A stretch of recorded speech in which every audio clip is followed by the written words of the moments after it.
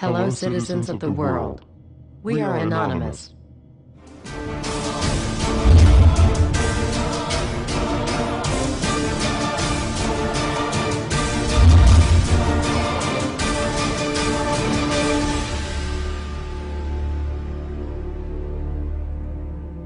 Dear brothers and sisters, now is the time to open your eyes. In a stunning move that has civil libertarians stuttering with disbelief, the U.S. Senate has just passed a bill that effectively ends the Bill of Rights in America.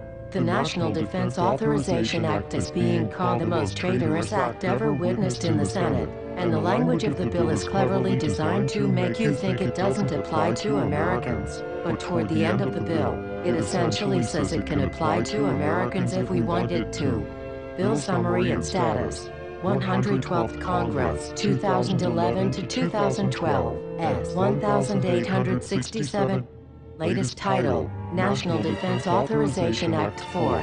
This bill, passed late last night in a 93-7 vote, declares the entire USA to be a battleground upon which U.S. military forces can operate with impunity, overriding posse comitatus and granting the military the unchecked power to arrest, detain, interrogate and even assassinate U.S. citizens with impunity. Even Wired magazine was outraged at this bill, reporting, "Senate wants the military to lock you up without trial."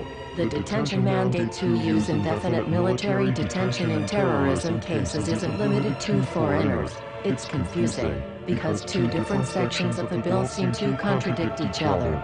But in the judgment of the University of Texas Robert Chesney, a nonpartisan authority on military detention, U.S. citizens are included in the grant of detention authority. The passage of this law is nothing less than an outright declaration of war against the American people by the military-connected power elite. If this is signed into law, it will shred the remaining tenets of the Bill of Rights and unleash upon America a total military dictatorship, complete with secret arrests, secret prisons, unlawful interrogations, indefinite detainment without ever being charged with a crime, the torture of Americans and even the legitimate assassination of U.S. citizens right here on American soil. If you have not yet woken up to the reality of the police state we've been warning you about, I hope you realize we are fast running out of time. Once this becomes law, you have no rights whatsoever in America, no due process, no First Amendment speech rights, no right to remain silent, nothing. The U.S. Senate does not want us to speak. I suspect even now orders are being shouted into telephones and men with guns will soon be on their way. Why? Because while the truncheon may be used in lieu of conversation, words will always retain their power. Words offer the means to meaning and for those who will listen, the enunciation of truth.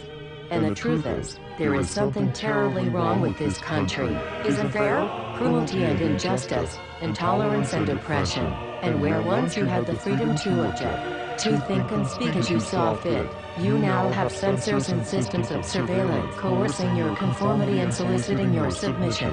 How did this happen? Who's to blame? Well, certainly there are those who are more responsible than others, and they will be held accountable.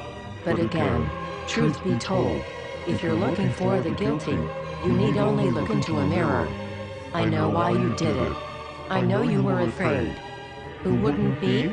War, terror, disease. There were a myriad of problems which conspired to corrupt your reason and rob you of your common sense. Fear got the best of you, and in your panic, you turned to the now president in command, Barack Obama. He promised you order. He promised you peace. And all he demanded in return was your silent, obedient consent. More than 400 years ago, a great citizen wished to embed the 5th of November forever in our memory. His hope was to remind the world that fairness, justice, and freedom are more than words, they are perspectives. So if you've seen nothing, if the crimes of this government remain unknown to you, then I would suggest that you allow the 5th of November to pass unmarked. But if you see what I see, if you feel as I feel, and if you would seek as I seek, then I ask you to stand beside one another, 1 year from November 5th, 2011, outside the gates of every courthouse of every city demanding our rights. Together we stand against the injustice of our own government. We are anonymous.